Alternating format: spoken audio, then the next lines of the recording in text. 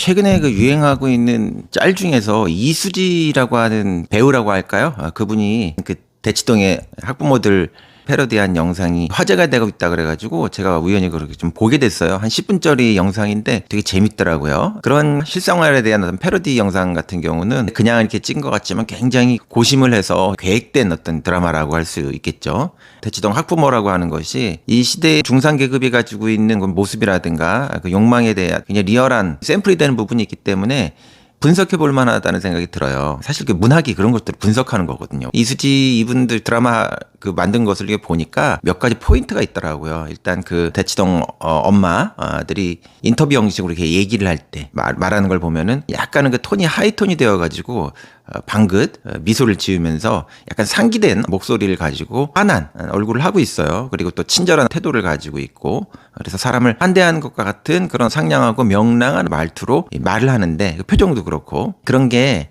이제 대치동 엄마들이 가지고 있는 굉장히 전형적인 모습이라는 거예요. 그러니까 한 개인의 개성을 드러내는 것이 아니고 대치동 엄마들은 전체적으로 저런 표정과 저런 말투로 이야기한다. 그러니까 짤이 되는 거죠. 그러니까 그게 개인 캐릭터라기보다는 사회적으로 만들어지고 좀 강하게 얘기하면 구조화된 그런 표정과 말투라고 얘기할 수 있어요.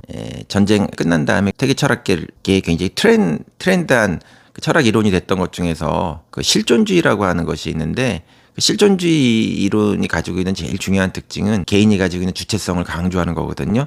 근데 그 실존주의 이론이 그 이후에 등장하는 구조주의라고 하는 철학적인 패러다임에 의해 완전히 이렇게 기세가 죽어요. 구조주의라고 하는 거는 뭐냐면 실존주의가 인간이 가지고 있는 주체성에 대해서 너무 과도한 낙관 이것을 보여주고 있고 너무 그 과장을 하고 있다. 사람이 자기 주체성을 마음대로 발휘할 수 있는 것이 아니고 실은 사회가 가지고 있는 어떤 구조에 의해 가지고 이미 상당 정도 자율성 없이 조정되는 것이 삶의 실제 리얼한 모습이다. 근데 이때 구조라고 하는 게 꼭 물리적인 구조만 이야기하는 것은 아니에요. 정신의 구조 같은 것들을 이야기하기도 하거든요.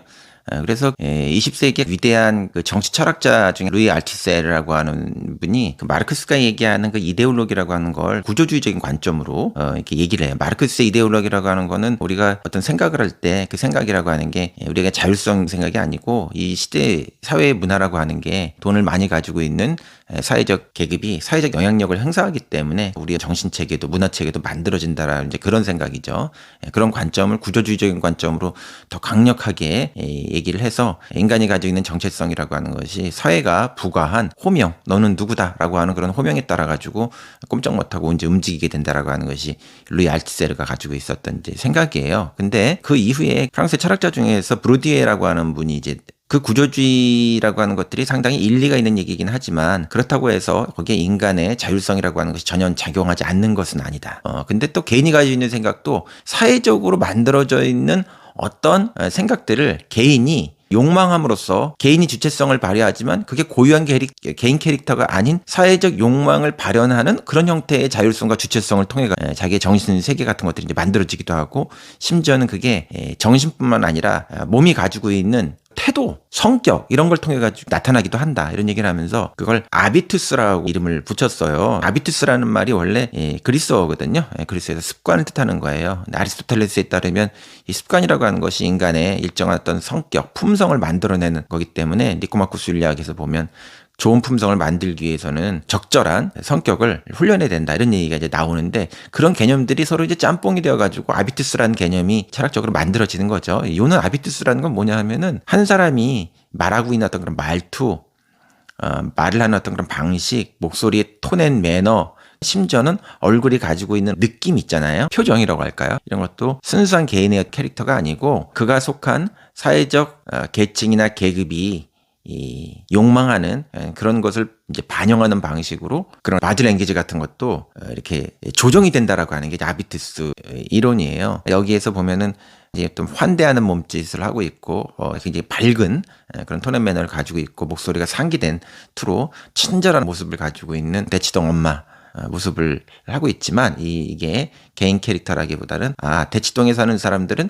전부 다 이런 형태의 톤앤 매너를 가지고 있구나라고 하는 것을 그 지역에 사는 사람들이 잘하면서 알게 모르게 습관으로 형성이 되고, 그 습관 형성에는 그 계급의 욕망, 또 그 계급에 속하고 계층적인 것을 계속 유지하거나 그 이상으로 계층 상승을 원하는 욕망 같은 것들이 그런 톤 앤 매너에 배어 있다라고 하는 거죠. 그래서 이 영상을 보게 되면은 마지막에 제기차기 강사하고 만나는 그런 장면이 있는데, 제기차기 강사에게 한번 실습을 해달라고 하더니 그거 하는 걸 보면서 제기차기 강사를 이렇게 거부하거든요. 왜 거절하냐 그랬더니 강사님이 가지고 있는 그 얼굴이, 그리고 그 말하는 말투가 찐따 같은 톤 앤 매너를 가지고 있기 때문에 우리 애가 그런 습관이 배일까봐, 그런 표정이 배일까봐, 영향을 받을까봐 안 되겠습니다, 이렇게 얘기하는 것이 바로 아비투스에 대한 그 희화화된 전형적인 개념을 엿볼 수 있는 거라고 할 수 있겠어요. 그리고 또 이 영상이 제일 좀 시대적으로 화제가 되고 있는 게, 대치동 학부모들은 몽클레르 파카를 입고 그리고 샤넬백을 들고서 아이들 학원 투어를 한다, 이런 게 전형적인 하나의 그 아키타입인 것 같아요. 핸드백이 699만 원짜리라고 하고, 몽클레르라고 하는 게 여러 디자인이 있을 텐데 전형적으로 입는 게 있나 봐요. 91만 원짜리라고 그렇게 유튜브에 봤더니 가격이 나오더라고요. 그 중산 계급이 가지고 있는 특징 중에서 그 유행에 민감한 현상을 보여주죠. 유행에 민감한 현상이라고 하는 것도 개인 캐릭터는 아니죠. 이미 보들레르가 19세기의 그 유행 현상에 대해서 정확하게 딱 얘기를 한 게 있어요. 뿌리를 가지고 있지 않기 때문에 이 현대라고 하는 사회는 어제와 오늘 사이에 지속성을 가질 수 없다. 헤리티지가 없는 거예요. 우리가 상품을 가지고 헤리티지 이런 얘기를 하고, 저도 현대자동차에서 그 헤리티지 북 시리즈 편집장도 하고 그랬지만, 헤리티지라고 하는 게 그 말로 상품으로 한다고 되는 것이 아니라 어떤 시간이 필요하잖아요. 근데 이 현대사회라고 하는 거는 끊임없이 자본 생산, 물질 생산, 자본 축적을 해야 되기 때문에 어제의 물건을 내일까지 팔면 안 돼요. 그러니까 어제와 오늘 사이에 단절을 선언할 수밖에 없는 것이 이 자본주의, 현대 자본주의가 가지고 있는 특징이고, 어제와 오늘 사이에 단절을 선언하는 것이 바로 현대인이다. 그 흐름을 타고 있는 일종의 군중적 현상이 바로 현대인이란 현상이다. 이렇게 보들레르는 이미 그런 얘기를 하고 있어요. 그리고 또 이 유행 현상이 가지고 있는 특징이라고 하는 건 기호를 소비하는 거죠. 그 샤넬 백이라고 하는 게 뭐 6, 700만 원씩 된다라고 하는 백이라고 하는 게 실제적으로 그 물건이 가지고 있는 사용 가치라기보다는 일종의 껍데기, 브랜딩이 붙어 있는 것이기 때문에 그 물건이 기호로 소비되는 것이죠. 기호라고 하는 건 하나, 일단 물건이 가지고 있는 실제 용도가 아니라 샤넬이라고 하는 브랜드 자체의 소비. 그러니까 지속성이 없다는 것도 그렇고 기호성도 그렇고, 이것이 유행이 가지고 있는 특징인데, 이건 크게 보면 현대성이 가지고 있는 특징이기도 해요. 이 중산층, 중산계급, 대치동 엄마들이 중산계급이 가지고 있는 굉장히 전형적인 이 특성은 결국 현대성, 현대적 인간이 가지고 있는 특성을 반영하는 것이기도 하다. 근데 그 현대적 인간이 가지고 있는 특성 중에서 이 유행 현상은 보들레르에 따르면 개인이 가지는 어떤 유니크함을 보여주는 것이 아니라 일종의 군중 현상이다. 모두가 어떤 흐름 속에서 몸을 맡겨서 개체성, 개성이라고 하는 것을 잃고서 부유하고 흘러가는 그런 군중 현상으로 이것을 이제 봅니다. 이런 얘기들은 지금 이수지 그 배우가 하기 전에 유럽에서는 오래된 얘기이기 때문에 이런 거에 관련된 이제 문학 작품이라고 하는 것이 굉장히 이제 많았고, 특히 현대문학이라고 하는 건 이런 현대적 현상이 가지고 있는 특징을 시니컬하고 풍자적으로 혹은 리얼하게 서사적으로 분석하는 것, 서사적으로 비평하는 것, 이게 바로 현대문학, 특히 현대소설이라고 할 수 있거든요. 그러니까 현대소설에서는 이런 이야기들이 굉장히 중심적인 얘기라고 할 수 있습니다. 한국 사회에서는 3년에 그 정의연이라고 하는 작가가 문학과 지성사에서 낭만적 사랑과 사회던가요? 그런 소설집이 있는데, 그분이 그런 형태의 소설을 많이 썼어요. 특히 이 대치동을 중심으로 한 그런 소설들 많이 썼거든요.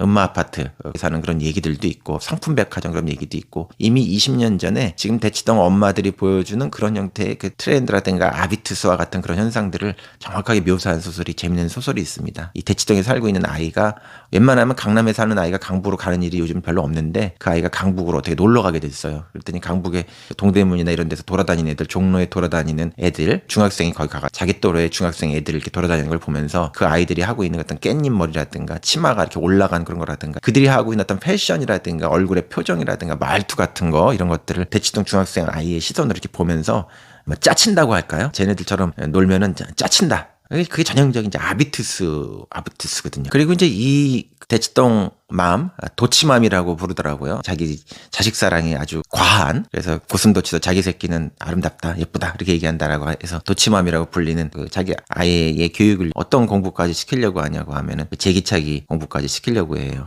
그러니까 아이의 그 정서적인 뭔가 그런 것도 하나의 학습의 일종으로 이제 보는 것 같아요. 그래서 유명한 청학동의 제기차기 강사를 영입을 하는 그런 장면이 나오는데, 물론 희화화된 것이긴 하지만 실제로 그런 놀이라든가 사교육하는 그런 것이 많이 있는 거는 그 사실이죠.